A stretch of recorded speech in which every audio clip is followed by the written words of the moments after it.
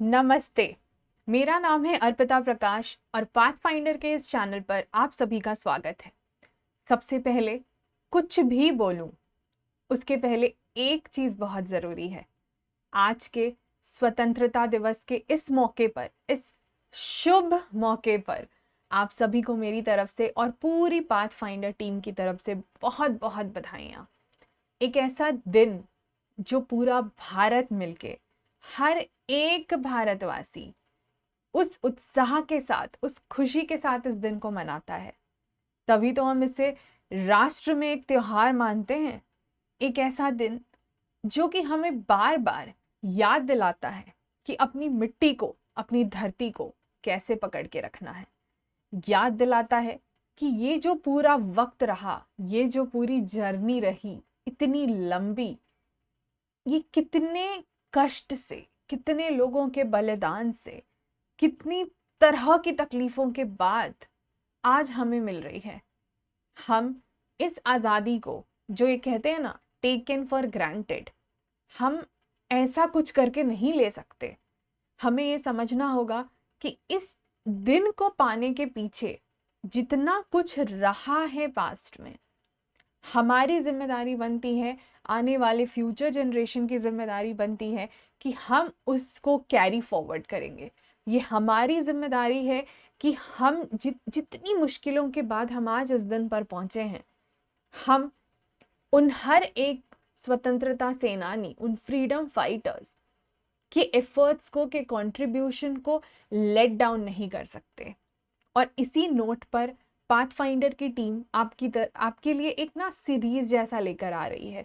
हम आपके सामने कुछ कहानियां पेश करेंगे। वो कहानियां जिन्होंने आज के इस भारत को बनाने में अपना एक बहुत ही इम्पॉर्टेंट रोल, जिसको हम अहम भूमिका बोलते हैं, उसको प्ले किया है।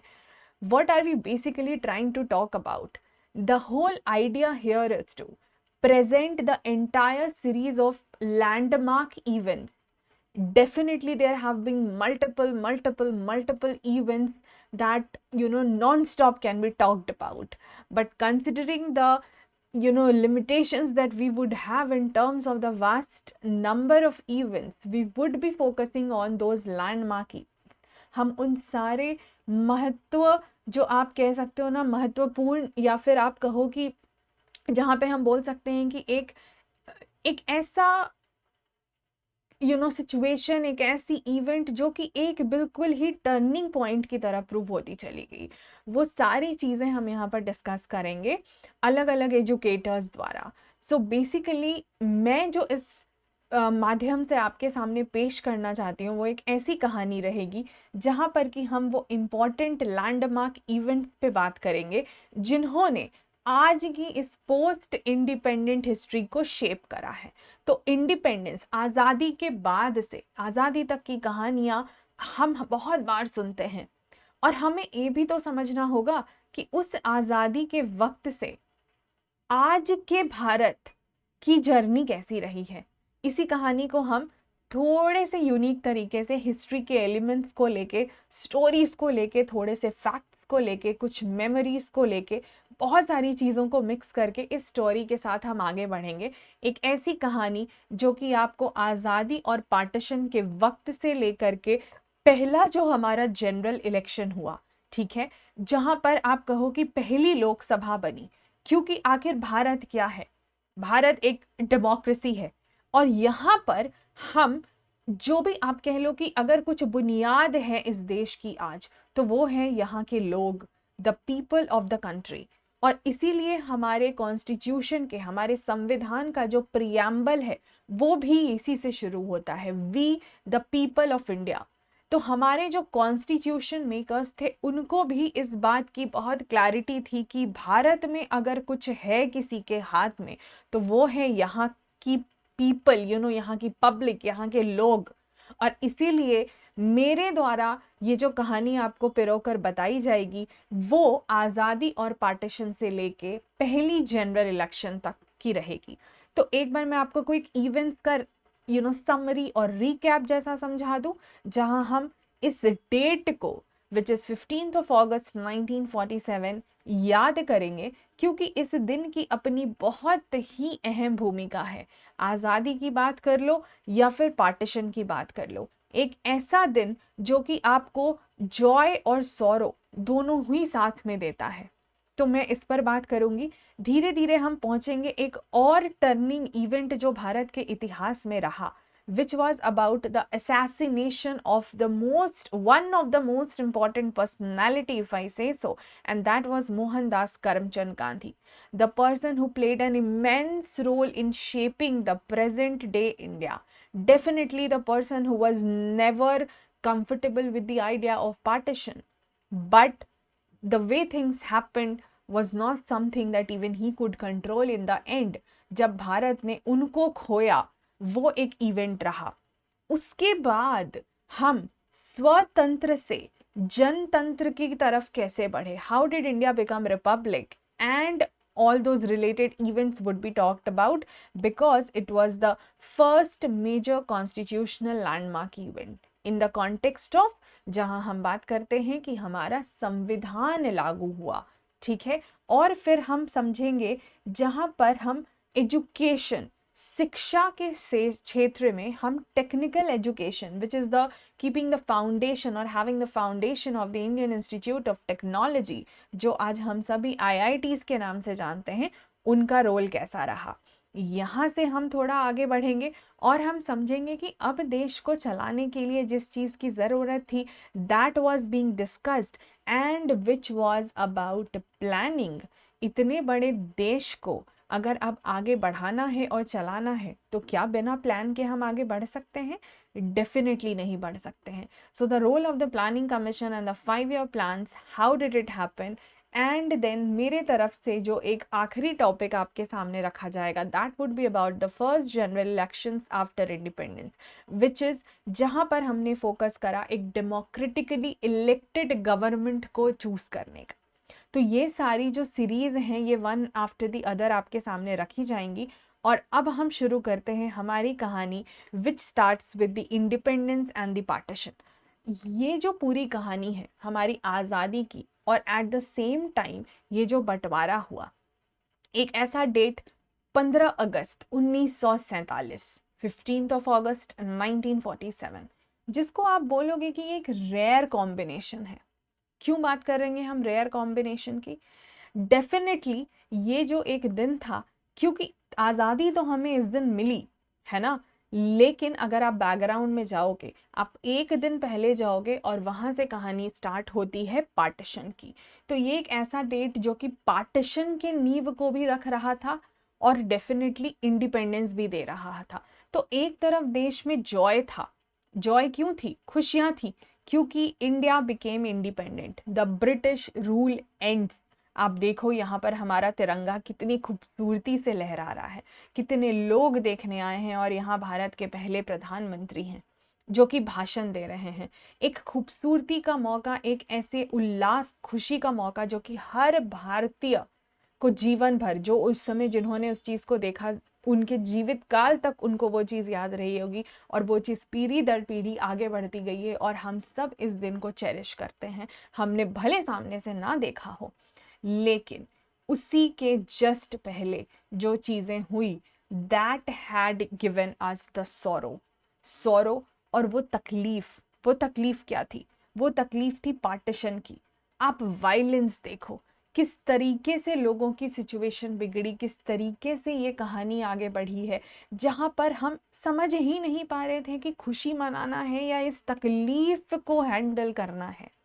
और मैं अभी जब इस पे और डिटेल में बात करूंगी, तो आप इन पिक्चर्स के मदद से, इन चित्रों के मदद से हम इस चीज़ को समझने की कोशिश करेंगे कि कितनी भयानक स्थिति हो गई थी। तो इसी डेट को आगे बढ़ते हुए हम समझेंगे इस पूरी कहानी, जहां पर कि हम बात करेंगे एक ऐसा दिन जहां पर खुशियां, उनकी ना कोई बाउंड्रीज ही नहीं थी, कोई रेखाएं नहीं थी उन खुशियों की। The joy that knew no boundaries. And why did we talk about it? Because there was this independence that the country had gained from the colonial rule. ठीक है, जो हम ब्रिटिश सरकार की बात करते हैं, उस कॉलोनियल रूल की बात करते हैं, उनसे हमें आज़ादी मिली।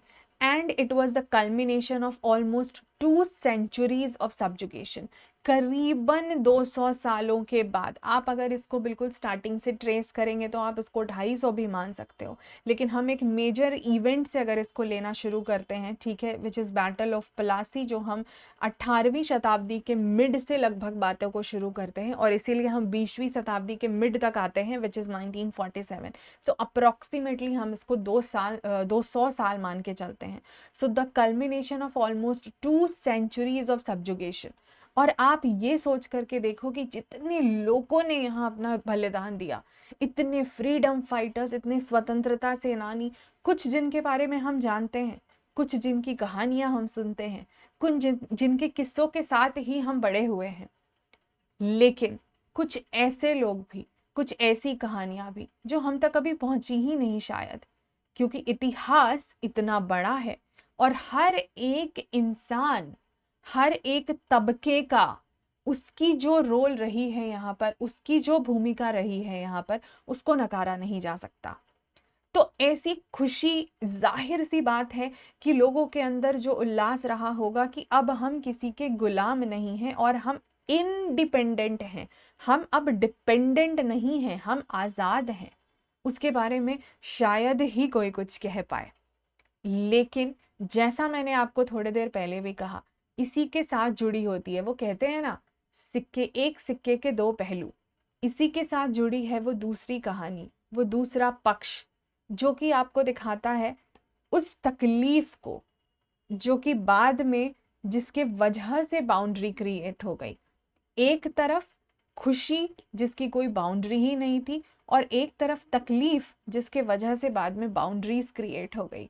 आप खुद सोचो वो भयानक सिचुएशन कैसा रहा होगा, जहां पर पार्टीशन यानी बंटवारे के वजह से सब ने वायलेंस और ब्रुटैलिटी, किस हद तक हम शायद, अभी मैं आपको पिक्चर्स दिखाऊंगी डिटेल में, हम शायद इमेजिन भी नहीं कर सकते। हम पढ़ सकते हैं, हम सुन सकते हैं, हम कुछ वीडियोस देख सकते हैं, लेकिन क्या हम उस चीज को महसूस कर पाएंगे? आखिर ये जो ब्रिटिश इंडिया था, ये जो ब्रिटिश के अंडर में भारत सरकार थी, वो अब इंडिपेंडेंट डोमिनियंस ऑफ इंडिया और पाकिस्तान में बट चुकी थी। 2 नए देश इमर्ज हो रहे थे, और जिसके वजह से डेफिनेटली बहुत सारे ऐसी सडन डेवलपमेंट्स होने लगे, अचानक से ऐसे चेंजेस आने लगे जो कि लोग बिल्कुल भी उसके लिए तैयार नहीं थे। ये जो सारी हिस्ट्री में कहानियां हुई हैं, ये एक ऐसे समय को भी दर्शाती हैं जहां पर लोग नहीं समझ पा रहे थे कि हमें करना क्या है आगे जा करके। क्योंकि एक तरफ अगर डिमांड हो रही है एक नए नेशन की, जो कि पर्टिकुलर कम्युनिटी के बेसिस पे नेशन चाहता है, दूसरी तरफ एक ऐसा देश है जो कि सबको साथ लेके चलना चाहता है, जो कि सेक्युलरिज्म की भाषा बोलना चाहता है, और उसी के बीच में हमें आज़ादी भी चाहिए। हम नहीं अफोर्ड कर सकते थे कि हम इस पार्टीशन को लेकर के इस तरीके से आगे बढ़ें कि हमें जो आज़ादी की खुशी मिलने वाली है, आखिर 200-250 साल छोटा वक्त नहीं होता, इतने लोगों की जो कुर्बानी उसके पीछे गई है वो छोटी नहीं होती है, और हम वहां पर एक ऐसे मझधार में थे कि ना आप इधर की चीजों को समझ पा रहे हो, ना आप उधर की चीजों को समझ पा रहे हो। आगे बढ़ के अगर समझेंगे तो आखिर क्यों ये बात करी हमने कि ये जो सडन डेवलपमेंट्स हुए हैं पार्टीशन की होने के वजह से, या फिर आप कहो कि इस बंटवारे के होने के वजह से, क्योंकि उस पार्टीशन को कैरेक्टराइज करता था एक परवेजिव वायलेंस, बहुत ज्यादा हिंसा। और एक अजीब सी कहानी नहीं है इस पूरे, जब हम हिस्ट्री को पढ़ते हैं, स्पेशली जो हम ड्यूरिंग द इंडिपेंडेंट फेज पढ़ते, फ्रीडम स्ट्रगल कह लो, आप नेशनल मूवमेंट कह लो, हमने कई ऐसे मौके देखे हैं जहां पर हमारा focus, specially under the guidance of Mohandas Karamchand Gandhi, सिर्फ यही था कि नॉन वायलेंट रहो। इस बात को हम डिनाई नहीं कर सकते हैं कि there have been incidents of multiple cases of violence as well, but the whole idea was to stay non-violent, the whole idea was also to take everyone along। लेकिन आखिर इस पार्टीशन ने उस वायलेंस के, उस हिंसक दृश्य को इस तरह दर्शाया कि आज भी अगर कोई उन रियल इवेंट्स के बारे में पढ़ता है और वो कांप जाता है। आखिर यहाँ पर the people had to stumble upon the shadow lines. अब इस बात को समझिए, क्यों हम कह रहे हैं शैडो लाइन्स। शैडो लाइन्स इसलिए क्योंकि अचानक उनको पता लगता है कि वो जमीन के जिस हिस्से में हैं वो तो उनका रहा ही नहीं, और उनको अब कहीं और जाना है, उनका देश कहीं और हो जाएगा। उसी तरह दूसरे तरफ के जो जमीन के हिस्से में लोग हैं उनको पता लगता है कि ये हमारी धरती ही नहीं है, और उनको भी दूसरे तरफ आना है। तो ये पूरी बात इसीलिए क्लियर नहीं हो पाई है, उस वक्त हो पाई थी क्योंकि there was no official boundary at the time when this was happening. The boundary had been created later, the official, but here the whole idea was कि जिस वक्त उनको बोला गया वो एक शैडो लाइन थी, क्योंकि उनको पता ही नहीं था कि वो जो जा रहे हैं आखिर वो क्या रेखा है जो उनको क्रॉस करनी है, क्या रेखा है, कुछ नहीं पता। कल तक तो वो जहां थे वही उनका देश था, भले किसी के कंट्रोल में था, और आज यहाँ पर एकदम से उनके जीवन में ऐसा परिवर्तन आ गया जिस चीज को एक्सेप्ट करके उनके लिए आगे बढ़ पाना बिल्कुल भी आसान नहीं था। और ऑफिशियल बाउंड्रीज नहीं होने के वजह से यहाँ तक कि ऐसी भी उनके सामने, आप अभी जो ये पिक्चर्स हम डिटेल में समझेंगे तो हमें पता लगेगा कि जो सामान मिल रहा है वो वही लेके आगे बढ़ रहे हैं। कोई चॉइस ही नहीं है ना, कोई चॉइस ही नहीं है। उनकी जितनी भी इमूवेबल प्रॉपर्टी थी, आप घर कह लो, जमीन कह लो, वो तो उनसे वैसे भी छिन गई क्योंकि उस जगह पर तो आप रह ही नहीं सकते। और जो मूवेबल एसेट्स थे, most of them also lost. अरे भाई, हर छोटी छोटी चीज का बंटवारा होने लग गया। सामान से लेके, किसी का जानवर है किसी ने रखा है तो उस चीज से लेके इतनी छोटी छोटी चीज, टेबल कुर्सी, आप खुद सोच करके देखो। तो जिसको जो सामान मिल रहा है, जो वो उठा के ले जा पा रहा है वो ले जा रहा है। कौन किसको मारने के लिए दौड़ रहा है, कहाँ दंगा फसाद हो रहा है, कहाँ पर रेप हो रहा है, कहाँ वायलेंस हो रहा है, कुछ समझ नहीं आ रहा था। लोगों से अचानक उनका लोकल और रीजनल कल्चर छीन लिया गया क्योंकि उनकी तो एक नई आइडेंटिटी बननी शुरू हो गई थी, और उनको समझ नहीं आ पा रहा था। उनको इतना वक्त भी नहीं मिला कि वो इन चीजों को प्रोसेस करके आगे बढ़ पाए। और अब वो फोर्स हो चुके थे कि उनको अपना जीवन बिल्कुल स्क्रैच से शुरू करना है, एक जमीनी तर से, एक बिल्कुल जीरो से। अच्छा देखो, जीवन स्क्रैच से शुरू करना कोई बहुत बड़ी चीज नहीं होती है अगर कम से कम आप एक पॉजिटिव दिशा में आगे बढ़ पाओ, आप पीस के साथ, आप प्रोग्रेस के साथ आगे बढ़ पाओ। तो अगर आपने लाइफ में पर्सनल लेवल पे भी, मान लो आपने पर्सनल लाइफ में या प्रोफेशनल लाइफ में कुछ तकलीफें देखी हैं, अगर आपने वो फॉल डाउन देखा है, तो भी आपके पास उठने की एक उम्मीद होती है अगर आप स्क्रैच से शुरू करते हो। लेकिन एक पॉजिटिव, आप कह लो कि एक दिशा आपको मिल रही होती है तो वो जर्नी आसान हो जाती है। पर यहाँ जब लाइफ फ्रॉम स्क्रैच शुरू करना है तो किसी को पता ही नहीं है कि बढ़ें कैसे आगे, क्योंकि हमसे तो हमारा सब कुछ छीन लिया गया, और ऊपर से हमें फेस क्या करना पड़ रहा है, एक हिंसा, एक वायलेंस। और तो और इन सब में अगर किसी को सबसे ज्यादा, अगर हम कहें, कहते हैं ना ह्यूमिलिएशन, डिसरिस्पेक्ट, ये शब्द भी शायद छोटे हो जाएंगे, अगर किसी ने सबसे ज्यादा सफर किया है तो हम बोलेंगे हमारे देश की महिलाओं के साथ। And therefore the partition had that element of the gendering aspect. We would have to consider कि महिलाओं के साथ जिस ब्रुटैलिटी के साथ पेश आया गया, आप ये समझ लो कि अपने इज्जत को बचाने के लिए, अपने ऑनर को बचाने के लिए महिलाएं खुद अपनी जान दे रही थी। कितने जगह परिवार के जो मेल मेंबर्स थे वो फीमेल मेंबर्स की जान बचाने के लिए उनको जहर दे के मार देते थे, क्योंकि ये सोचा जाता था कि कहीं इनका रेप ना हो जाए, उससे अगर बचाना है तो खुद ही खत्म हो जाओ, उस ऑनर, उस इज्जत को बचाने के लिए।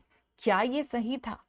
तो आप खुद ही सोचो कि क्या इस दिन से हम इन जॉय और सौरो के मोमेंट्स को रिलेट नहीं कर पाएंगे, जहां एक तरफ हम खुश हो रहे हैं, दूसरी तरफ ये तकलीफें भी तो जुड़ी हुई हैं। वो हर परिवार का क्या, आज वो लोग डेफिनेटली जीवित नहीं होंगे जिन्होंने ये सब चीजें शायद सामने से देखी, हो सकता उनमें से कुछ एक हों, लेकिन उनके परिवार के तो लोग रहे होंगे ना, उनको तो वो कहानियां बताई गई होंगी ना, वो हॉरिफिक मेमोरीज जो आती हैं सामने। अगर मैं आपको आगे समझाऊं, इन पिक्चर्स के थ्रू अगर हम देखने की कोशिश करेंगे, आप यहाँ पर देखो, यहाँ पर जैसे एक इमेज है, और ये सारी इमेजेस एनसीईआरटी द्वारा ली गई हैं तो credit goes to the NCERT. आप यहाँ देखो, the partition uprooted millions uproot कर दिया गया, उनके जड़ से उनको हटा दिया गया बिल्कुल। Transforming them into refugees, forcing them to begin life from scratch in new land. सब सामान ऐसे लेके जा रहे हैं, लोग को भी कंधे पे उठा के लेके जाया जा रहा है, उनको पता ही नहीं है कहाँ जाना है, रिफ्यूजी बन गए, उनके पास कोई पता ठिकाना नहीं है। और the photographs which are giving us a glimpse of the violence, आप देखो किस तरीके से सामान को जलाया जा रहा है, तोड़ा जा रहा है, मारा जा रहा है, काटा जा रहा है। और ये तो खैर बहुत ही कुछ पिक्चर्स हैं जो कि चीज़ें दर्शा रही हैं जिस तरह के हालात रहे होंगे। शायद अगर हम एक बार को वो इमेजिन भी करना शुरू करें तो हम कांप जाएंगे, मैं तो कांप जाती हूँ। और ये बहुत तकलीफदायक सिचुएशन थी, जहां आप जैसे इस इमेज में देखो, over 10 million people they are talking about were uprooted from their homelands and they were forced to migrate. लोग ट्रेन के ऊपर इस तरीके से बैठ के जा रहे हैं, कुछ अता पता नहीं है, कुछ भी नहीं, बस जीवन एक नई दिशा की तरफ लेकर जा रही है। वो दिशा पॉजिटिव नोट पे शुरू नहीं होती दिख रही है, और क्या हो रहा है लोग समझ नहीं पा रहे हैं। आप देखो कार्ट्स पे जहां लोग अपने परिवार के सदस्यों के साथ और अपने परिवार के साथ जा रहे हैं, ठीक है, किस तरीके से काफिला सा निकल रहा है। और सामान में भी क्या है, जो सामान, ये देखो, जो सामान उनको मिल रहा है बस वो उठा रहे हैं और लेके चले जा रहे हैं। They were taking with them only what they could physically carry. Obviously अब वो घर कैसे लेकर के जाएंगे, है ना, अपनी जमीन कैसे लेकर के जाएंगे। तो बस जो सामान वो फिजिकली कैरी कर पा रहे थे उसको उठा के बस लेकर जाने लगे।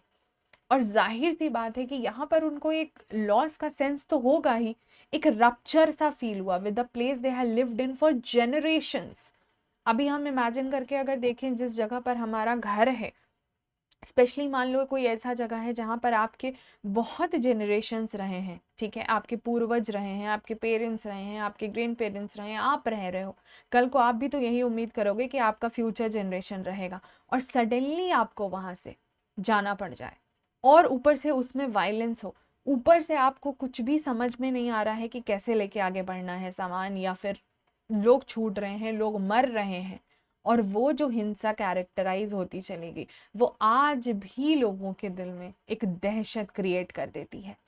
और अगर हम समझेंगे कि आखिर इस पार्टीशन से जनरेट क्या हुआ, क्या मिला, अगर हम एक बिल्कुल ही आम भाषा में बात कर लें तो क्या मिला, दैट जनरेटेड मेमोरीज, ऐसी मेमोरीज जो आज भी, जैसा मैंने कहा, लोगों से, अगर आप उस वक्त के लोगों के रियल एविडेंसेस अगर आप पढ़ेंगे ना, डिटेल सोर्सेज में जाके देखेंगे, डॉक्यूमेंट्री वीडियोस देखेंगे, तो पता लगता है कि ऐसी ऐसी भयानक मेमोरीज लोग शेयर करते हैं जो उनके फैमिलीज को बिलोंग करते हैं।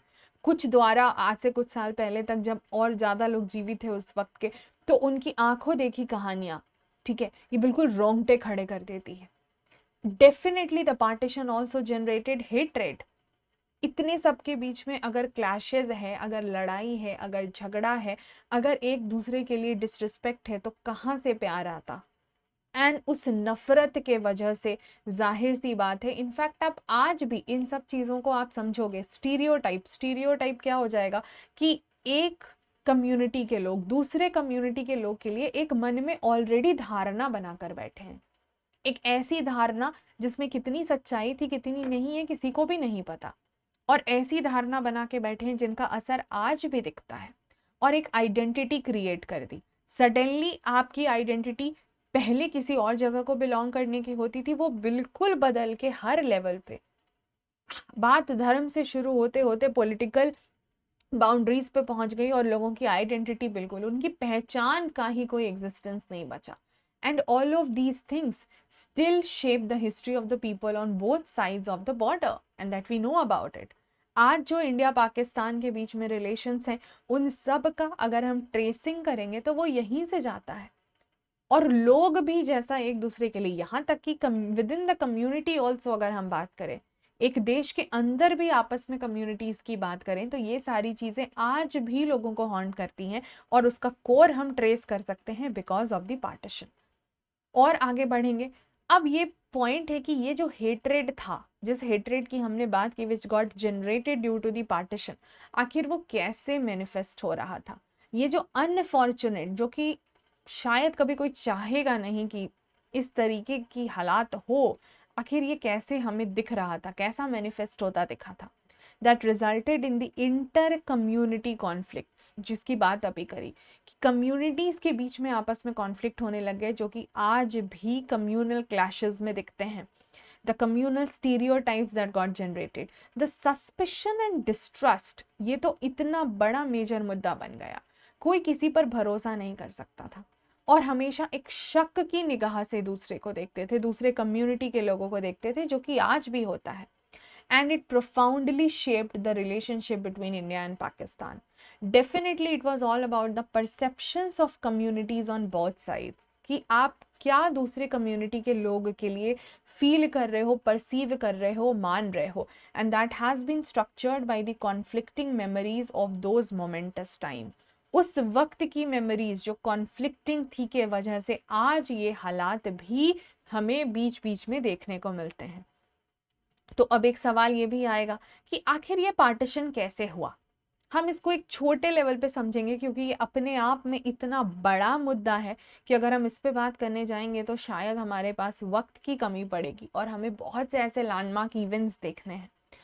कुछ हिस्टोरियंस का व्यू ये भी रहा है कि ये जो सारी चीज़ें इस वक्त हुई, जब हम 1947 की बात करते हैं तो आप कह लो कि उसके थोड़े वक्त और पहले कुछ डेकेड्स की बात कर लो, आप 1940s की बात कर लो, तो कुछ हिस्टोरियंस का ऐसा मानना है कि ये कोई इमीडिएट चीज़ नहीं थी. ये तो मिडिएवल और मॉडर्न टाइम्स में थ्रू आउट कम्युनल कॉन्फ्लिक्ट के तरह से चली आ रही थी और फिर एंड में वो एक 2 नेशन थ्योरी में रिजल्ट हो गई, जहां पाकिस्तान के लिए डिमांड आया और इंडिया पाकिस्तान विभाजन हो गया.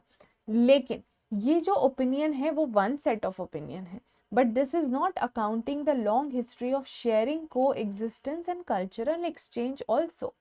जिन दो communities, the Hindus and the Muslims जिनकी हम बात कर रहे हैं, उनके पूरे हिस्ट्री में अगर देखेंगे तो बहुत सारे ऐसे मोमेंट्स भी रहे हैं जहां पर बात शेयरिंग को एग्जिस्टेंस और कल्चरल एक्सचेंज की भी रही है.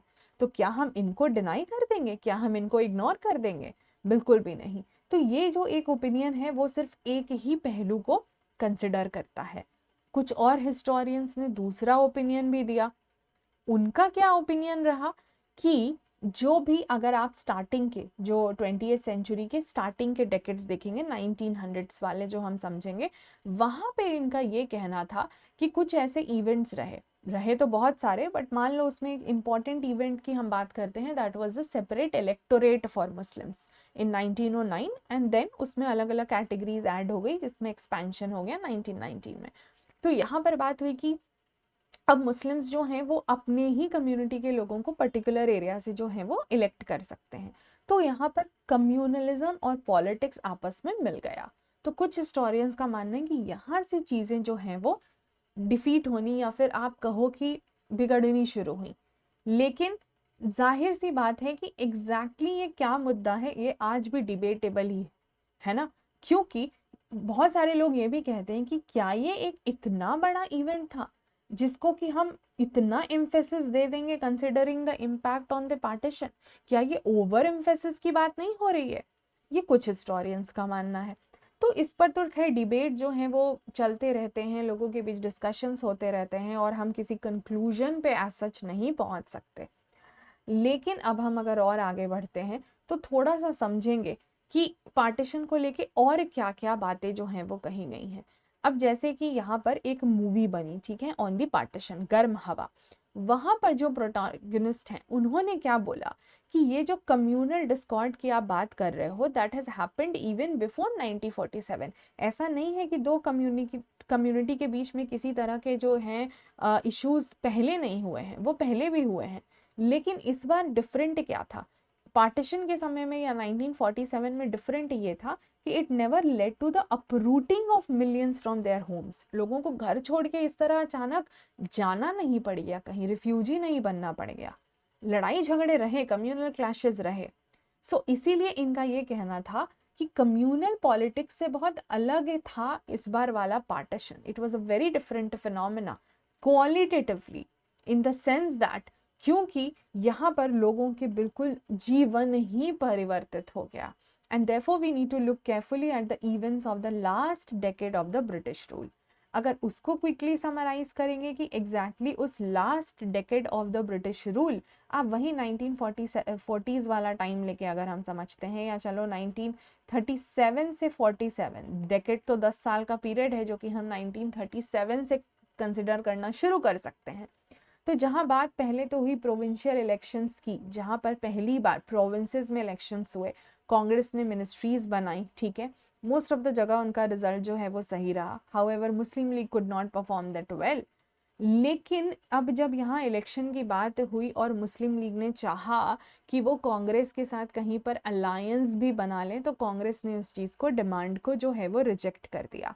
तो कुछ हिस्टोरियंस का ये भी मानना है कि यहीं से शायद मुस्लिम लीग को एक ऐसा, आप कहो कि एक मन में जो बात आने वाली नहीं होती है कि अगर हमारे पास मुस्लिम्स को लेके एक सेपरेट नेशन नहीं है तो अब हम पॉलिटिकल पावर गेन नहीं कर पाएंगे जब तक हम एक माइनॉरिटी हैं। तो यहाँ पर एक ऐसा कहते हैं ना, वो बीज वाली चीज जो है वो रही कि हमें एक ऐसी पार्टी चाहिए जो कि सिर्फ एक पर्टिकुलर कम्युनिटी को रिप्रेजेंट करे। Further moving on to some other political event, जैसे कि पाकिस्तान रेजोल्यूशन जो है वो जब आगे बढ़ करके आया। अब क्या है, देखो फॉर्मली तो पाकिस्तान का जो डिमांड है ना वो धीरे धीरे आया। पहले इतना तो समझ में आ रहा था कि हमें अलग ग्रुपिंग की ज़रूरत है, लेकिन बिल्कुल एज अ नेशन जो चीज़ें हमें डिफर करती चली गई वो थोड़ा ग्रेजुअल प्रोसेस में आया। मुस्लिम लीग ने एक रेजोल्यूशन भी मूव करा जहां उन्होंने डिमांड करा कि जो मुस्लिम मेजॉरिटी एरियाज हैं पूरे इंडियन सब कॉन्टिनेंट के, उसकी अपनी ऑटोनॉमी होनी चाहिए। ये 1940 की बात है। लेकिन तब भी यहाँ पर ये बात नहीं हुई थी कि एग्जैक्टली पाकिस्तान जैसा कुछ टर्म जो है वो मेंशन किया जाएगा। ये धीरे धीरे हमें प्रोसेस में दिखा है। फिर हम ये समझते हैं कि अचानक से जो पार्टीशन की बात होनी शुरू हुई, वहां पर क्या हुआ कि शुरू में तो मुस्लिम लीग के डिमांड भी जो है वो इतने कॉन्क्रीट नहीं थे relating to exactly having Pakistan, लेकिन धीरे धीरे एक फॉर्मल आर्टिकुलेशन जो है वो होना शुरू हो गया, specially with in those last 7 years आप कह सकते हो, जहाँ पे एक बिल्कुल क्लियर कट ऑटोनॉमी की बात की गई कि जो मुस्लिम मेजॉरिटी एरियाज हैं उनके लिए ऑटोनॉमी चाहिए और बंटवारा चाहिए।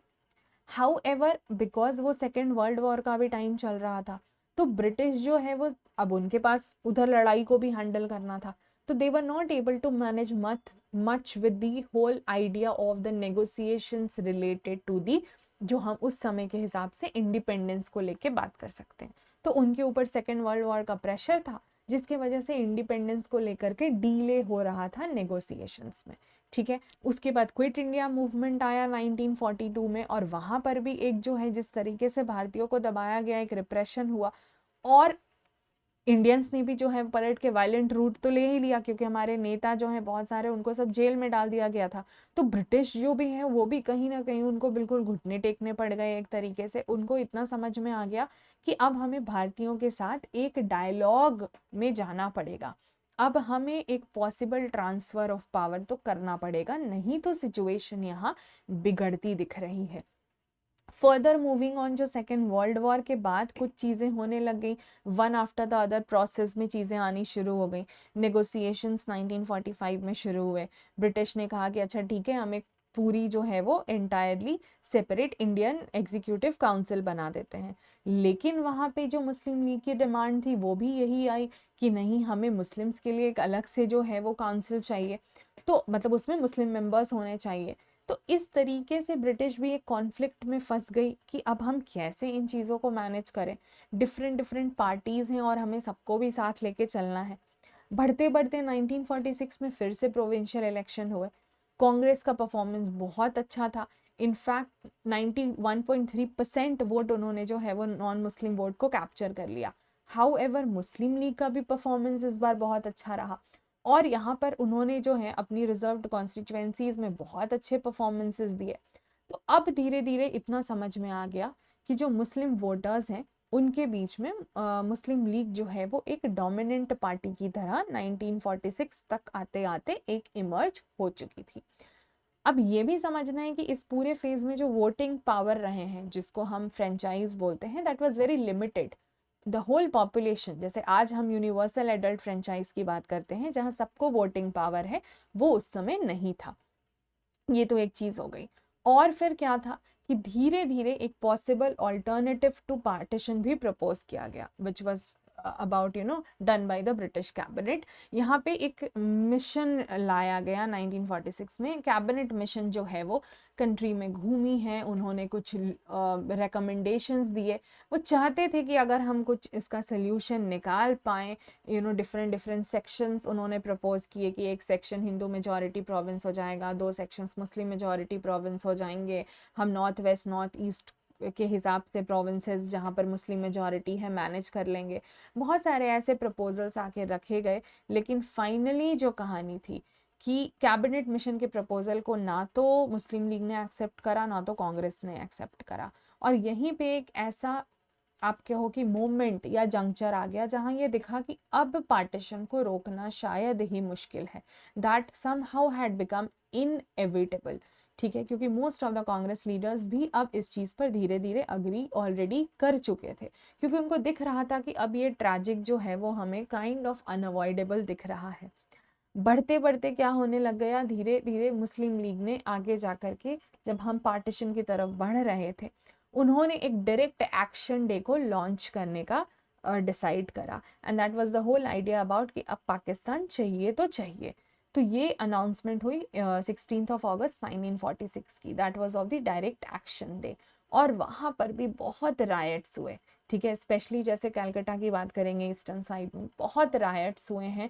इस तरीके से लोगों ने एक दूसरे को मारा है, बहुत भयावह सिचुएशन हो गई थी। और अब धीरे धीरे मार्च 1947 आते आते वायलेंस जो है वो दूसरे हिस्सों में भी स्प्रेड होना शुरू हो गया था। तो अब इतना समझ में आ गया कि यहाँ से जो पार्टीशन था अब उसको कोई कहीं ना कहीं नहीं रोक सकता था। और ये चीज़ें फाइनली एक पॉलिटिकल लेवल पे जो कल्मिनेट होती चली गई, that was the Indian independence act 1947, जिसके थ्रू ये साफ कहा गया कि we are making the provision, British ने जो बनाया, for the setting up in India the 2 independent dominions. यहाँ पर ये बात साफ साफ कह दी गई। और उसके पहले जो गवर्नमेंट ऑफ इंडिया एक्ट 1935 आई थी, ये कहा गया कि उसके प्रोविजंस को कुछ को जो है वो हम सब्सटीट्यूट कर देंगे। तो अब यहीं से हमें ये दिखता है, ये फाइनल एक लैंडमार्क आप कह लो इवेंट, इसलिए क्योंकि इसी से हम फाइनली पार्टीशन की तरफ आगे बढ़ गए और इंडिया आज़ाद भी हो गई, but at the same time हमारा दूसरा डोमिनियन भी क्रिएट हो गया। So this was a very important event that had shaped the history. पर कहानी तो इसके आगे भी देखनी होगी। और इसी कॉइन का, इसी सिक्के का दूसरा एक इंटरेस्टिंग पहलू ये भी था, जहां बहुत सी ऐसी कहानियां लोगों के मदद की, लोगों के इंसानियत की, ह्यूमैनिटी की और हार्मनी की, आपस में एकता की भी सामने आई।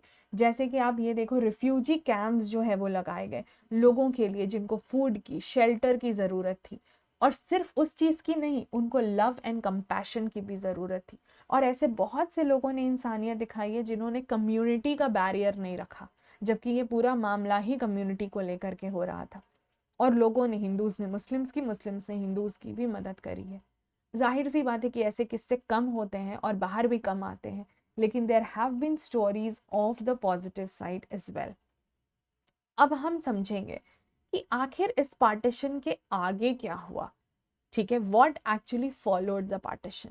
इस हॉरिफिक पार्टीशन को 1 साल भी नहीं हुआ था कि देश को एक दूसरा झटका लगा। ऑलरेडी ये एक झटका था, एक तरफ इंडिपेंडेंस की खुशी भी मना रहे थे, पर झटका भी था, कितने लोग एक परिवार के अलग हो गए। और जो चीज हुई वो थी अगली event, which was the assassination of Mohandas Karamchand Gandhi. अब ये हम सबको पता है कि विद इन 1 ईयर ओनली, क्योंकि that happened on January 30th 1948, somebody who had never appreciated the idea of partition, who in fact did not even celebrate independence. Why? Because that was coming at a cost of the partition. But he was assassinated, he was shot dead by Nathuram Vinayak Godse in the Birla House, which is now known as Gandhi Smriti in New Delhi. Now this event definitely shook the whole nation. लोगों ने जिनको बापू का दर्जा दिया, ठीक है, और अब वो बचे नहीं हैं।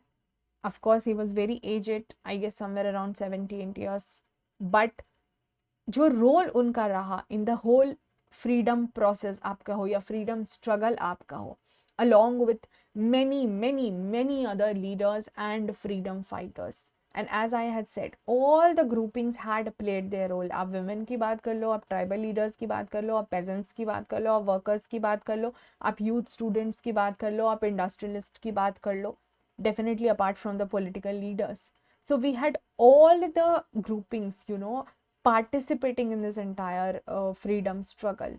और सब लोग इस एक ऐसे इवेंट से, जहाँ पर असैसिनेशन की बात हुई, जिनको ख़त्म कर दिया गया, सब इनके डेथ से बहुत ज़्यादा डिस्टर्ब रहे, क्योंकि सडनली देश को आज़ाद हुए हुए अभी 1 साल भी नहीं हुआ है और ऐसा इवेंट हो जा रहा है, और वहाँ से अब देश को आगे बढ़ाना है। एक ऐसा देश जो कि पार्टीशन का टर्मोइल झेल रहा है, एक ऐसा देश जो कि अभी इंडिपेंडेंस, अभी डेवलपमेंट के उस सिचुएशन पे नहीं पहुँच पाया है ऊपर, क्योंकि हम 200 साल की गुलामी में थे, और अब आज़ादी अगर मिली है तो देश को यहाँ से आगे प्रोग्रेस कैसे करवाना है, ये भी एक ऐसा चैलेंज था जो कि हमारे लीडर्स के पास था। एक और इवेंट है जो इसको फॉलो अप करता है, और वो था बहुत बहुत बहुत मेजर इवेंट। इसीलिए तो आज हम 2 इम्पॉर्टेंट डेट्स को मनाते हैं, 15th of August and 26th of January. अब बात आई उस वक्त की जहां भारत बना रिपब्लिक, गणतंत्र। क्यों गणतंत्र दिवस मनाते हैं? रिपब्लिक क्या है समझते हैं अगर तो। अब क्या होने लग गई ये बात कि हमारे देश के जो हेड रहेंगे would be elected by the people. गण का तंत्र, लोगों द्वारा तंत्र होगा। हम एक डेमोक्रेसी बने, हम एक रिपब्लिक बने, हम एक सोवरीन पावर बने। And this was the first major constitutional landmark event post independence, क्योंकि उसके पहले भी ब्रिटिश के डिफरेंट एक्ट्स जो आए हैं, starting from the regulating act till Indian independence act, और चलो आप उसके पहले का ले लो, गवर्नमेंट ऑफ इंडिया एक्ट 1935। तो इस बीच में बहुत से ऐसे, चाहे वो कंपनी रूल हो, चाहे वो क्राउन रूल हो, हमें ऐसे बहुत सी चीज़ें देखने को मिली जिसने हमारे प्रेजेंट डे कॉन्स्टिट्यूशन को शेप किया। लेकिन पोस्ट इंडिपेंडेंस अगर कोई पहला मेजर कॉन्स्टिट्यूशनल लैंडमार्क इवेंट रहा है, definitely that is the enforcement of the constitution of India. अब यहाँ पर हमारे पास आते हैं 2 डेट्स जिनकी इमेंस सिग्निफिकेंस है। एक है 26 ऑफ नवंबर 1949, दूसरा है 26 ऑफ जनवरी 1950। अब ये देखो, हमारे कॉन्स्टिट्यूशन ऑफ इंडिया में जो हमारा प्रियम्बल है हमारे संविधान में, वो साफ कहता है we the people of India. और ये जो कॉन्स्टिट्यूशन का प्रियम्बल है वो डेट मेंशन करता है 26 डे ऑफ नवंबर 1949, क्योंकि उस दिन हमने संविधान को अडॉप्ट और इनैक्ट किया था, हमने उसको मान लिया था, हमने उस चीज़ को इनैक्ट कर दिया था। वो इन्फोर्स यानी लागू बाद में हुआ, वो कहानी हम अभी देख रहे हैं, बट वो लागू बाद में हुआ। तो आप यहाँ पर देखो कि हमारे जो लीडर्स हैं, they were signing the constitution. अब आगे बढ़ते हैं। तो ये जो 2 डेट्स की हमने बात करी है, ये देखो, ये ओरिजिनल कॉन्स्टिट्यूशन का ऐसा इमेज है, और ये प्रियम्बल जो है वो हमारा। इन 2 डेट्स की थोड़ी सी बैकग्राउंड को समझते हैं। जब हमने बात करा, अभी मैंने आपको ये क्या टर्म दिखाया, that we have adopted and enacted on 26 of November 1949। तो अगर कॉन्स्टिट्यूशन को हमने इसी दिन अडॉप्ट और इनैक्ट कर लिया था, तो हम रुके क्यों रहे उसको 26 जनवरी को लागू करने के लिए? ये 2 महीने का जो वक्त था, ये क्यों रहा? तो पहले तो उसको थोड़ा सा समझेंगे। इनैक्टमेंट की जहाँ तक हम बात करते हैं, तो जैसे जैसे कॉन्स्टिट्यूशन के ड्राफ्ट जो हैं वो कॉन्स्टिट्यूएंट असेंबली के मेंबर्स के सामने रखे जा रहे थे, धीरे धीरे करके after almost 3 years, that was 2 years 11 months and 18 days, और अप्रॉक्सीमेटली 3 years के डिबेट्स एंड डिस्कशन के बाद ये दिन पहुंचा। तो जो फाइनल ड्राफ्ट था वो पहले डॉक्टर अंबेडकर ने फर्स्ट रीडिंग के लिए रखा, ठीक है, नवंबर 1948 में डिस्कशंस हुए, फिर सेकेंड रीडिंग हुई, फिर जो फाइनली थर्ड रीडिंग हुई दैट वाज ऑन नवंबर 14, 1949, जहां ये मोशन को मूव किया गया कि now the constitution as settled by the constituent assembly is passed, ठीक है। और इस ड्राफ्ट कॉन्स्टिट्यूशन के मोशन को फाइनली डिक्लेयर किया गया पास 26 ऑफ नवंबर 1949 को, ठीक है। उसके बाद लोगों के जो मेंबर्स थे उनके सिग्नेचर्स वगैरह सब कुछ लिए गए, ये सारी चीज़ें हो गई। एंड इसीलिए इसी डेट को जो है वो प्रियम्बल पे मेंशन किया जाता है as the date on which people of India in the constituent assembly adopted, enacted and gave to themselves this constitution. और जब कॉन्स्टिट्यूशन नवंबर में अडॉप्ट हुआ ओरिजिनल फर्स्ट फॉर्म में, उस समय इसके में एक प्रियम्बल था, 395 आर्टिकल्स थे, 8 शेड्यूल्स थे, ठीक है, जो कि अब बढ़ के 12 हो गए हैं। और आर्टिकल्स तो खैर हमारे पास बहुत बड़ा नंबर अब हो चुका है because of the amendments taking place from time to time. And the preamble was enacted after the entire constitution was already enacted। क्योंकि उन लोगों का एक ओपिनियन ये भी था कि हम लास्ट में उसको करेंगे ताकि हम प्रियम्बल को एक ऐसा समरी टाइप का प्रीफेस टाइप का दे सके जो कि इस पूरे चीज को समराइज करता है कि हमारे ओवरऑल कॉन्स्टिट्यूशन में क्या क्या बातें कही गई हैं। पर अब तो कहानी वही आती है कि आखिर इन्फोर्समेंट के लिए हम 26 जनवरी तक क्यों रुके रहे। अभी देखो, जब 26 नवंबर को कॉन्स्टिट्यूशन जो है वो आपका अडॉप्ट किया गया, तब ऑलरेडी उसमें बहुत सारे ऐसे प्रोविजंस थे, चाहे सिटीजनशिप को लेके, इलेक्शंस को लेके, प्रोविंशियल पार्लियामेंट, प्रोविजनल पार्लियामेंट को लेके, कुछ और टेम्पररी एंड ट्रांजिशनल प्रोविजंस को लेकर के, जो कि उसी दिन से ऑलरेडी यूज में आ रहे थे, they came into force from that very day. लेकिन जो मेजर पार्ट ऑफ कॉन्स्टिट्यूशन था उसको फिर 26 जनवरी से लागू किया गया। और अब हम डेफिनेटली हम इसको डेट ऑफ कमेंसमेंट की तरह समझते हैं, जिसको आज हम रिपब्लिक डे की तरह मनाते भी हैं। तो इसको चूज क्यों किया गया था? क्योंकि इसकी भी अपनी एक ऐतिहासिक महत्व रही है, हिस्टोरिकल सिग्निफिकेंस या इम्पोर्टेंस रहा है। 1930 में इसी दिन 26 जनवरी के दिन पूर्ण स्वराज यानी कंप्लीट इंडिपेंडेंस डे को मनाया गया था, क्योंकि उसके पहले लाहौर सेशन में ये बात, कांग्रेस के लाहौर सेशन में ये बात की गई थी। तो बेसिकली उस समय 26 जनवरी को इंडिपेंडेंस डे की तरह मनाते थे। और उसी दिन के सिग्निफिकेंस को ध्यान रखते हुए जब ये 26 नवंबर को सारा प्रोसेस पूरा हो गया, तो उनको भी पता समझ में आया कि 2 ही महीने की बात है और ये इस दिन का अपना एक ऐतिहासिक महत्व है। तो हम इस दिन को ही एक ऐसा डे कंसिडर करेंगे जहां पर हम कॉन्स्टिट्यूशन को इन्फोर्स करेंगे, लागू करेंगे।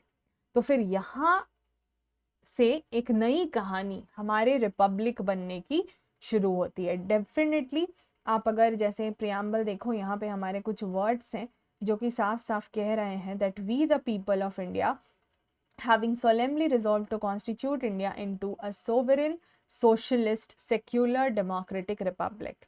जाहिर सी बात है इसमें 2 शब्द जो रहे हैं हमारे सेक्युलर एंड सोशलिस्ट वो बाद में ऐड हुए हैं, लेकिन उस समय हम एक सोवरेन डेमोक्रेटिक रिपब्लिक नेशन की तरह अब विश्व में जो है वो सामने आए।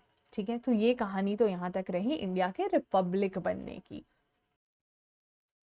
आगे अगर हम समझेंगे तो हम यहाँ पर भी ये बात कर सकते हैं कि आखिर कौन सी बॉडी ने इस दिन को जो है वो संभव बनाया था। That was the constituent assembly. As we all know, आप कुछ इमेजेस देखेंगे जहाँ पर कि यहाँ पर मीटिंग होती हमें दिख रही है कॉन्स्टिट्यूएंट असेंबली की, जहाँ पर डिबेट्स और डिस्कशंस की मदद से कॉन्स्टिट्यूशन बनता था। अब 3 मेजर इवेंट हम कंसिडर कर चुके हैं। अब हम थोड़ा आगे देखते हैं कुछ और मेजर इवेंट की। फॉर एग्जाम्पल, अगला इवेंट जो हम समझेंगे that was taken in the field of the technical education. तो आखिर टेक्निकल एजुकेशन के लिए क्या डिसाइड किया? यहाँ हम बात करते हैं इंडियन इंस्टीट्यूट्स ऑफ टेक्नोलॉजी, जिसको हम IITs के नाम से जानते हैं।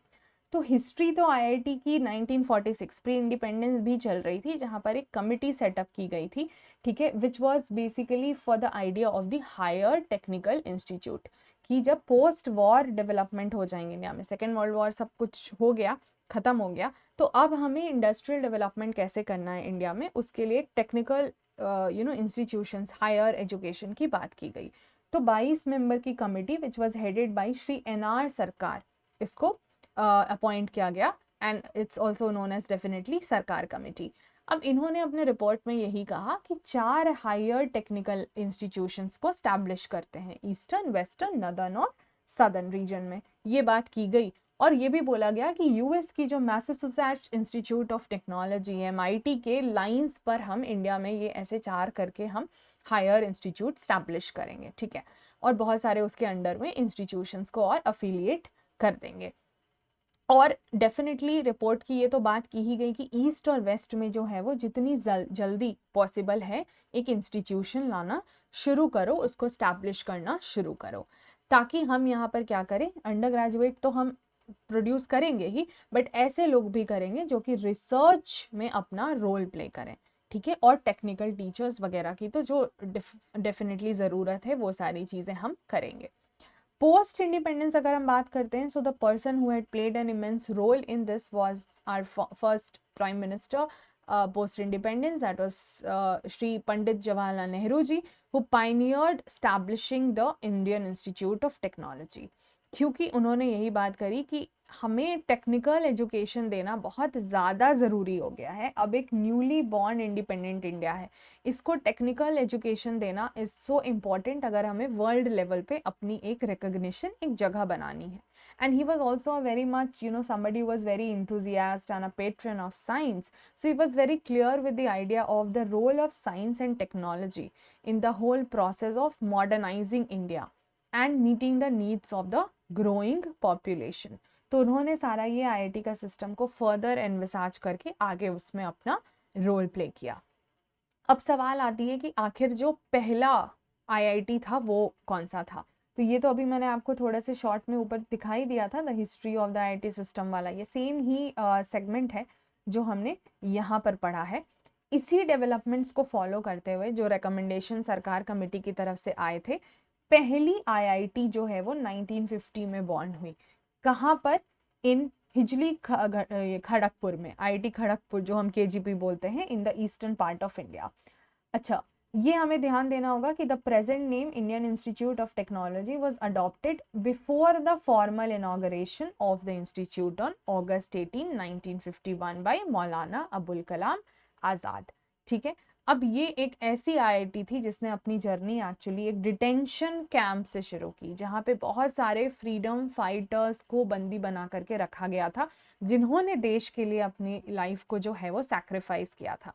So this is very interesting that the first IIT that had come into existence, which is the IIT Kharagpur, so the history of IIT Kharagpur is intimately linked with the history of the Hilji detention camp.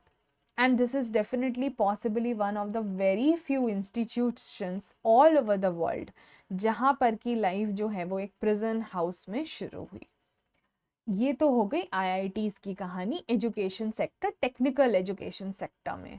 उससे आगे बढ़ेंगे तो अब बात आती है कि देश में हमें प्लानिंग तो करनी है, देश को हम ऐसे तो नहीं चला सकते, तो अब प्लानिंग कैसे होगा, प्लानिंग कौन करेगा? क्योंकि देखो हमारे पास पार्टीशन के चैलेंजेस थे, हम समझ रहे थे दैट हमारे देश में डेवलपमेंट की ज़रूरत है, और अब क्वेश्चन इस चीज़ पे भी उठता था कि आइडिया ऑफ डेवलपमेंट क्या होना चाहिए, किस चीज़ पे फोकस करेंगे, एक सोशलिस्ट अप्रोच लेके चलेंगे जहाँ पर गवर्नमेंट का रोल रहेगा, या एक कैपिटलिस्ट अप्रोच लेके चलेंगे जहाँ पर प्रॉफिट का रोल रहेगा। बहुत सारे सवाल आ रहे थे। तो वहाँ पर अब डिसाइड होना शुरू हुआ कि हम एक बॉडी सेटअप करेंगे और हम एक ऐसा बैलेंस लेके चलेंगे जहाँ डेफिनेटली मेजर रोल हम सरकार को तो देंगे ही, क्योंकि देश उस समय इतने लंबे वक्त की गुलामी के बाद अगर आज़ाद हो रहा है तो हम सिर्फ कैपिटलिज्म के बेसिस पे आगे तो नहीं बढ़ सकते थे। तो हमने मिक्स्ड इकोनॉमी का रास्ता अपनाया, हमने प्रेफरेबली जो है वो सरकार को रोल दिया with the role of the capitalist industrialist also. तो अब बात हुई प्लानिंग कमीशन की। प्लानिंग कमीशन जो है एज अ बॉडी जब सेटअप हुआ तो यहाँ पर सारी चीज़ हुई कि ठीक है, देखो डिफरेंसेस बहुत हो रहे हैं, लेकिन एक कंसेंसस पे तो हम फिर भी पहुंचेंगे कि हम सिर्फ प्राइवेट एक्टर्स के पास अभी हम प्लानिंग का आइडिया पूरा नहीं दे सकते हैं। तो ये डिसाइड हुआ कि हम सरकार का एक रोल, ठीक है, पब्लिक सपोर्ट के साथ में हम सरकार का एक रोल ज़रूर इसमें रखेंगे, और वर्ल्ड के कुछ एग्जाम्पल्स भी थे, वो देखते हुए भी ये डिसीजन लिया गया। सो प्लानिंग कमीशन जो है वो जाहिर सी बात है एक सडन इन्वेंशन तो हो नहीं सकता है, क्योंकि इसकी भी हिस्ट्री, कोई भी चीज़ सडनली ओवरनाइट नहीं हो सकती है। अब जैसे यहाँ पर क्या हुआ कि यूजुअली जो हम मानते हैं कि जो प्राइवेट इन्वेस्टर्स हो गए, चाहे इंडस्ट्रियलिस्ट हो गए, बिग बिजनेस पर्सनस हो गए, they are not very good with the idea of planning, they are averse to it, and ये लोग बस चाहेंगे कि किसी तरीके से अपने कंट्रोल में जो है वो इकोनॉमी की चीज़ें को रखें। लेकिन यहाँ पे उल्टा ही सिचुएशन देखने को मिला 1944 में कुछ बड़े इंडस्ट्रियलिस्ट जो थे उनके सेक्शन, इन्होंने साथ मिलके एक जॉइंट प्रपोजल दिया to set up a planned economy in the country, जिसको बोला गया बॉम्बे प्लान। और यहाँ से मेजर इनिशिएटिव्स की बात हुई। तो यहाँ से पूरा ये सारा प्लानिंग कमीशन का सिस्टम जो है वो आना धीरे धीरे ग्रेजुअली शुरू हुआ। और जब देश आज़ाद हो गया तो अब ये देखो 44 से ही ये सारी चीज़ें चल रही थी, बट जब देश आज़ाद हुआ उसके बाद प्लानिंग कमीशन को एग्जिस्टेंस में लाया गया, prime minister was the chairman, and then वहाँ से डिसाइड की गई कि अब हम किस स्ट्रैटेजी के साथ आगे बढ़ेंगे और हम प्लान करेंगे। तो देखो 5 ईयर प्लान्स जो है यूएसएसआर, जो फॉर्मर हम जिसको सोवियत यूनियन बोलते हैं, आज के समय में आप जिसको रशिया समझते हो, और उसके साथ में और छोटे छोटे बहुत से आसपास की जो कंट्रीज थी, तो प्लानिंग कमीशन ने उसी बेसिस पर एक अपना 5 ईयर प्लान अप्रोच जो है वो लाना शुरू किया कि 5-5 साल का हम प्लान जो है वो बनाएंगे। ठीक है, उसी बेसिस पे ये सारी चीज़ें हुई कि किस तरीके से हम एक प्लान बजट रखेंगे, एक नॉन प्लान बजट रखेंगे, हम डिसाइड करेंगे कि क्या चीज़ें हमें लॉन्ग टर्म के लिए चाहिए, क्या चीज़ें हम शॉर्ट टर्म के हिसाब से आगे लेके बढ़ेंगे। The draft of the first 5 year plan and then the actual plan document was released in December 1951. जाहिर सी बात है यहाँ पे फोकस अब पहली बार कुछ ऐसा कर रहे हैं तो बहुत सारी चीज़ों पर था। धीरे धीरे डेफिनेटली अदर प्लान्स आते गए, सेकंड आया, उसके बाद फोर्थ, थर्ड आया, फोर्थ आया, बीच में थोड़ा गैप भी रहा था, तो बहुत सारी चीज़ें बीच में चलती रहीं, कंटिन्यू होते होते होते होते अब तो खैर हमारे पास planning commission as a body नहीं है। अब हमारे पास जो प्रेजेंट डे बॉडी है दैट इज़ नीति आयोग, ठीक है, जो कि एक थिंक टैंक की तरह काम करता है। लेकिन ये सारे प्रोसेस के समय में प्लानिंग कमीशन ने अपनी भूमिका जो है वो निभाई है। और आप देखो किस तरीके से होता था, ऐसे पार्लियामेंट में उसको पेश किया गया जो प्लान है, ठीक है, लोग कितने इंथुजियास्ट थे। ये एक फर्स्ट 5 ईयर प्लान का डॉक्यूमेंट का एक सैंपल सा दिखता है। इंथुजियास्ट थे क्योंकि उनको देश में कुछ नया सा होता सा दिख रहा था और अब वो बहुत प्रोग्रेसिव माइंड के साथ आगे बढ़ना चाहते थे। So the first 5 year plan sought to get the country's economy out of the poverty cycle. वो हमारी पहली रिक्वायरमेंट थी कि हमें गरीबी से जो है देश को बाहर निकालना है। So definitely the whole idea was about focusing on several things. हमने एग्रेरियन सेक्टर, एग्रीकल्चर पर फोकस किया, हमने इन्वेस्टमेंट इन डैम्स, इरिगेशन वगैरह किया, क्योंकि जाहिर सी बात है ना, पार्टीशन की वजह से इन सब चीज़ों पर कितना नेगेटिव नुकसान पड़ा था। ठीक है, तो ये सारी चीज़ें हमने लैंड रिफॉर्म्स पे फोकस किए, हमने बहुत बेसिक लेवल से अपनी चीज़ों को शुरू करा। धीरे धीरे डेफिनेटली जैसे सेकेंड आप प्लान पे पहुंचोगे तो आप महानुलोबिस नोबर के मॉडल के बारे में बात करोगे, क्योंकि हमने इंडस्ट्रीज़ पर जो है वो फोकस करना शुरू किया। थर्ड प्लान आते आते, फोर्थ प्लान आते आते हमारी जैसे जैसे वक्त के साथ प्रायोरिटीज़ जो हैं वो चेंज होती चली गई। तो यहाँ से हमने ओवरऑल एक ऐसी जर्नी अपनी प्लानिंग की रखी जहाँ हम देश को आगे बढ़ाने के लिए कोई कमी छोड़ने के लिए बिल्कुल भी तैयार नहीं थे। डेफिनेटली कहीं कहीं पे बहुत सक्सेस होता दिखा, कहीं पर थोड़े आप कहोगी डाउनफॉल्स भी दिखे, but overall the whole intention was to go ahead with a very progressive attitude and mindset. अब हम एक लास्ट चीज जो इस सेगमेंट में समझ रहे हैं, that is about having a democratically elected government. तो हम बात करेंगे the first general elections after independence की। अब ये तो समझ में आ ही रहा है कि अचानक से देश आज़ाद हुआ है तो एक सरकार आप बिना लोगों से चूज किए तो बना नहीं सकते, उस प्रोसेस में टाइम लगेगा। तो पहले तो जो हमारे लीडर्स थे उन्हीं के साथ मिलके एक टेम्पररी इंटरिम गवर्नमेंट बनाई गई। ये कुछ मेंबर्स हैं जो हमारे इंटरिम गवर्नमेंट के मेंबर्स रहे। लेकिन अब सवाल था कि जो पहला डेमोक्रेटिकली इलेक्टेड सरकार चाहिए, जो लोगों द्वारा चुना जाए, उसकी प्रोसेस कैसे शुरू हुई। तो उसके लिए भी एक बॉडी सेटअप की गई, इलेक्शन कमीशन ऑफ इंडिया 1950 में। The first election commissioner, chief election commissioner हुआ सुकुमार सेन। और बात हुई कि हम जनरल इलेक्शंस यानी सारे लोगों को यूनिवर्सल एडल्ट फ्रेंचाइज के साथ, ठीक है, जो भी जितने एडल्ट्स हैं सबको अलाउ होगा वोट करने के लिए, ये प्रोसेस शुरू करेंगे। इनको तो लगा कि हम 1950 में ही ये कर ले जाएंगे।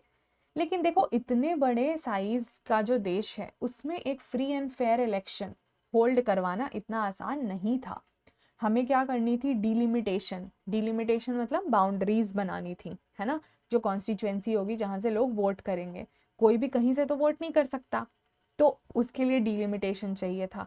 उसके अलावा इलेक्टोरल रोल, जिसको आप वोटिंग लिस्ट समझते हो, जो सारे सिटीजन्स की लिस्ट होगी who are allowed to vote, वो बनानी थी। अब ये 2 मेजर प्रोसेस तो थे ही, उसके अलावा छोटे-छोटे बहुत सी चीज़ें थी। अब ये सारी बहुत ही टाइम टेकिंग प्रोसेस थी ना, this could not have done just overnight.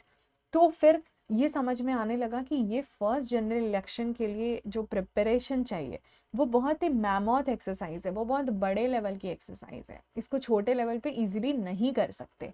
और ऊपर से वर्ल्ड में भी इस लेवल का इतना बड़ा इलेक्शन पहले कभी नहीं हुआ था। ऊपर से वर्ल्ड में यूनिवर्सल एडल्ट फ्रेंचाइज जैसा कुछ था भी नहीं, लिमिटेड वोटिंग्स थी।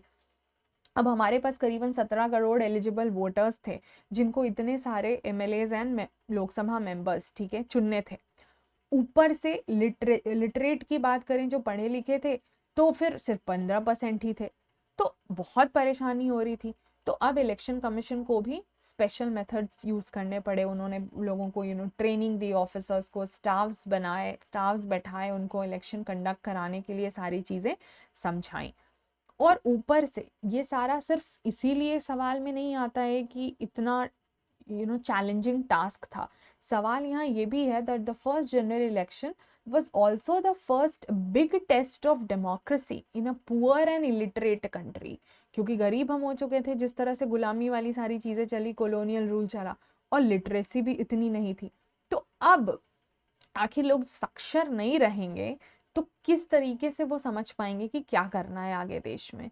तो अब एक ऐसी डेमोक्रेसी के लिए भी चैलेंज था जिसके पास ऑलरेडी अपने कुछ इश्यूज हैं, और जो बड़े इश्यूज हैं।